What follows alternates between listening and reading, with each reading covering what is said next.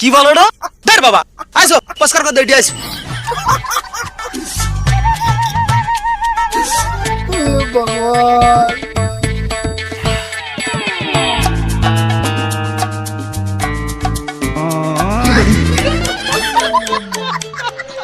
দেখো 1.5 কিলো করে খোল, এইটা রইলে তুমি কানে শুনতে পাও।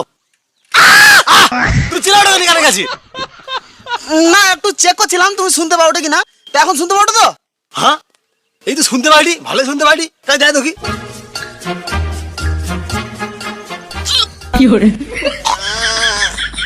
এতটা করে কানে কলছিলা, আমি আর মনে করছি বজ্র পড়ে আমার কান খারাপ হয়ে গেছে। এখন ঠিক আছে? হ্যাঁ, এখন শুনতে পাইনি।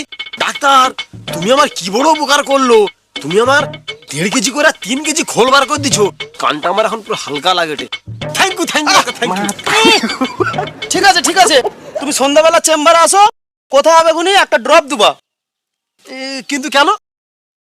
ভালো শোনার জন্য 2 বার করে লাগাতে হবে ড্রপটা। ঠিক আছে, কিন্তু ডাক্তারবাবু এখন তো আমার কাছে পয়সা নেই, তোমার ভিজিটটা দেওয়া কি করে? সন্ধ্যাবেলা আসো, সব কথা হবে খুনি। এখন আমি যাই, আমার 2টো পেশেন্ট আছে।